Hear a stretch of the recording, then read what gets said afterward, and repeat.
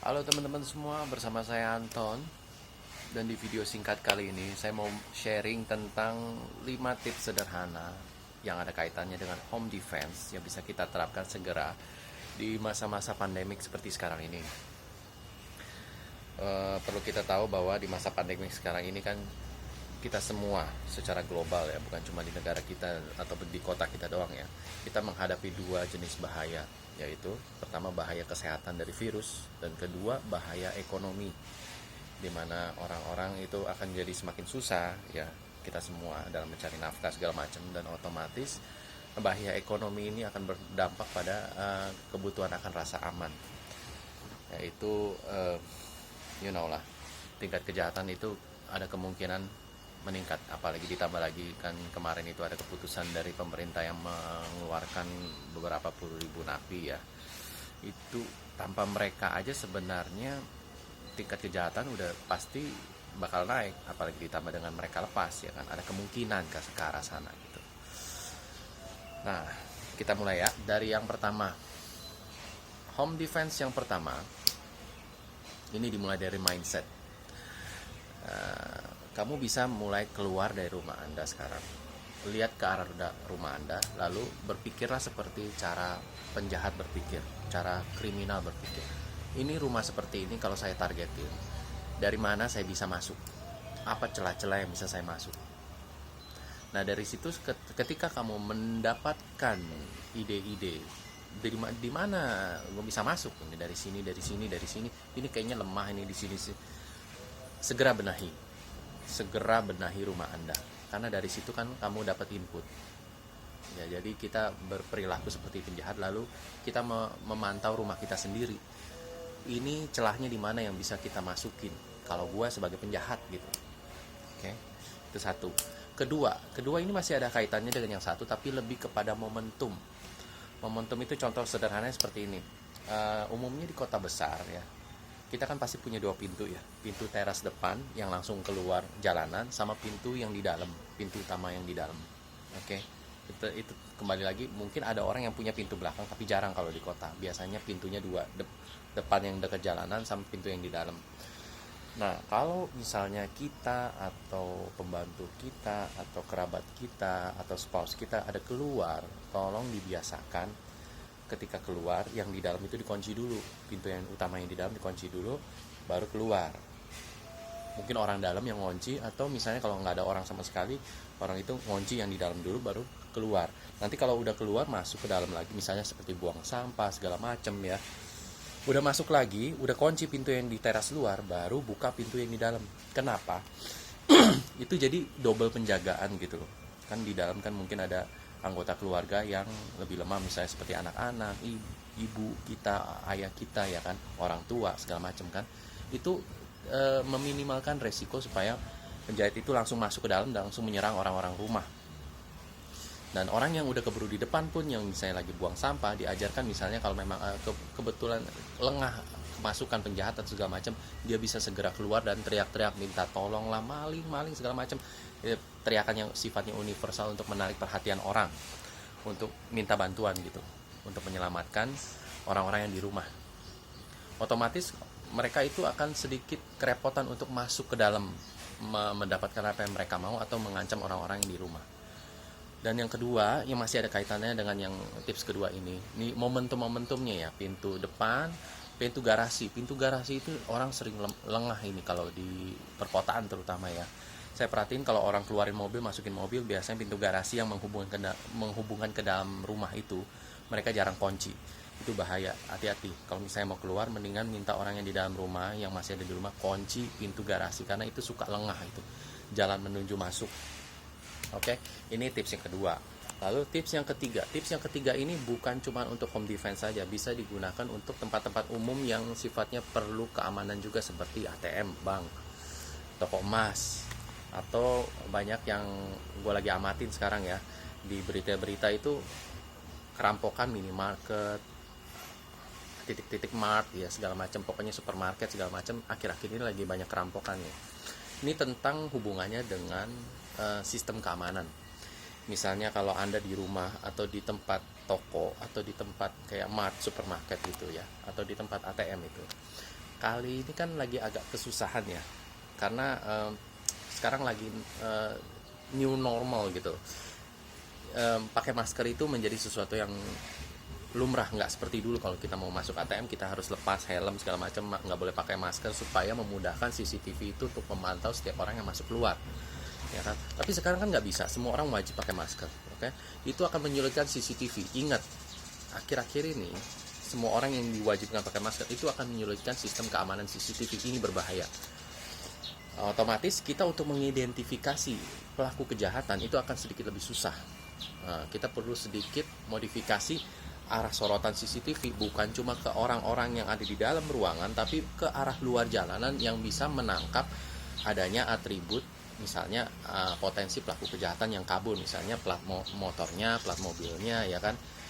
Dari situ, dari informasi minimal yang bisa kita dapatkan, plat motor, plat mobil, kita bisa menangkap penjahatnya segera. Oke. Nah, kan selama ini kan CCTV disorotnya ke orang saja.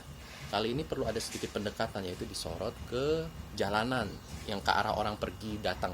Jadi itu lebih mudah, untuk minimal kita bisa mendapatkan informasi seperti plat nomor. Itu penting. Jadi strategi pengarahan CCTV itu, ini yang poin ketiganya. Sama seperti di Alfamart, Indomaret juga saya perhatiin ya. Sekarang kan semua orang pakai masker. Kalau misalnya ada orang mencuri juga, orang susah mengidentifikasi, ya kan. Misalnya dia punya rekaman, tapi ini susah karena semua orang kan maskeran, orang nggak bisa mengidentifikasi muka secara jelas. Jadi gimana gitu nangkep penjahatnya. Ini masukan saya ya, tips nomor 3. Tips nomor 4, ini home defense bisa, daerah publik seperti supermarket, toko emas, itu juga penting. Itu berkaitan dengan senjata. Nah, di Indonesia ini senjata ini agak sedikit kesulitan ya untuk rakyat sipil ya, dimana kita itu tidak punya banyak pilihan, karena di hukum-hukum kita itu, kalau misalnya kita lihat di KUHP UU Darurat nomor 12 ya, tentang butir ayat 2 ya, tentang penggunaan senjata. Ayat 1 aja penggunaan senjata tajam, penggunaan senjata api, kalau di ayat 1 kita kalau ketangkap nggak punya izin aja bahaya kan, antara hukuman mati atau hukuman seumur hidup kalau alat peledak atau senjata api gitu ya. Yang kedua, butir kedua, ayat kedua itu tentang penggunaan senjata tajam, senjata pemukul. Itu juga ada hukumnya buat kita. Nah, itu agak repot nih. Ya, tapi ada kecualinya. Penggunaan benda-benda kebutuhan sehari-hari yang bisa kita gunakan untuk alat membela diri, itu masih boleh. Misalnya kalau di rumah kan kita punya obeng segala macam ya, punya gergaji, punya palu ya kan. Itu kan untuk perkakas di rumah ya kan. Kalau misalnya kita kepepet, maka itu masih boleh untuk penggunaan kekerasan yang dibutuhkan karena kita dalam situasi nyawa yang terancam ya kan. Nah, ini perlu kita waspadai. Yang di poin keempat ini perlu kita perhatikan. Di setiap ruangan itu kita perlu punya mindset, ini benda apa aja yang bisa kita gunakan untuk membela diri. Apa keterbatasan dari benda itu? Bisa nggak kita menggunakannya dengan baik? Bisa nggak kita mengakses senjata itu dengan baik? Apabila terjadi suatu situasi yang sangat urgent, kita butuh beberapa langkah, kita langsung bisa mengambil, langsung menghajar. Dan mengenai titik-titik kelemahan manusia, dari sekian banyaknya saya biasanya suka ngajarin ke orang-orang itu, incer 3 poin aja, 3 utama poin aja, yaitu di mata, tenggorokan, sama sendi kaki, dengkul. Itu poin-poin yang sangat vital, karena itu kalau dihajar dengan sepenuh hati itu sangat merusak ya kan. Jangan tempat-tempat yang lain, karena kadang-kadang gini loh, bedanya orang baik sama orang jahat itu, kalau orang baik itu mukulnya nggak tegaan, tapi kalau orang jahat itu dengan sepenuh hati, dengan segenap ketakutannya. Pokoknya intinya gue harus dapetin apa yang gue mau, dan kalaupun korban gue harus mati gitu, intinya seperti itu. Ini perbedaan kita dengan mereka gitu. Makanya saya suka ajarin 3 titik yang ini vital ini aja ya. Kalau hajar itu biasanya dampak kerusakannya maksimal. Oke, ini yang poin keempat. Kita butuh alat-alat bela diri yang bisa kita akses sesegera mungkin. Seperti contohnya di supermarket, di bawah kasir juga perlu ada senjata seperti obeng, gergaji, palu, itu perlu.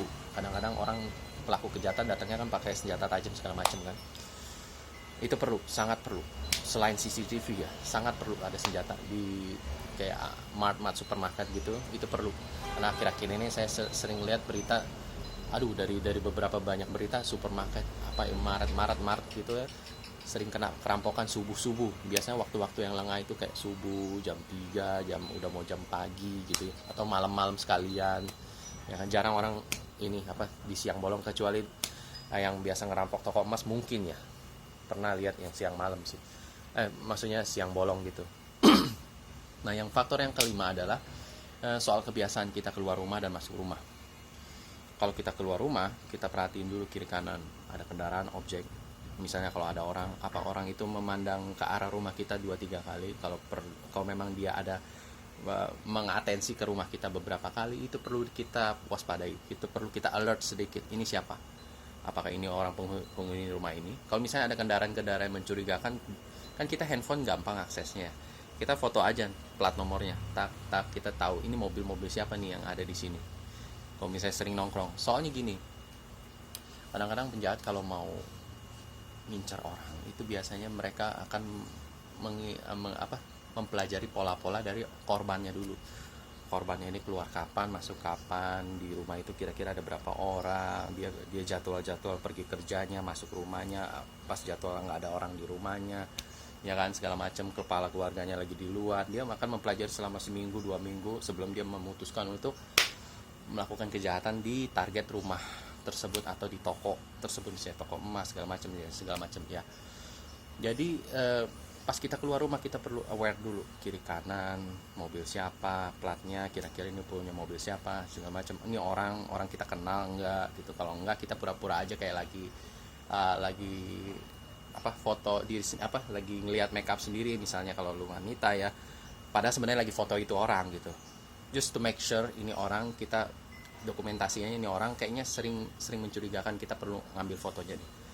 Sama perhatikan juga jamnya, kadang-kadang itu penting nanti untuk saksi mata biasanya butuh jam.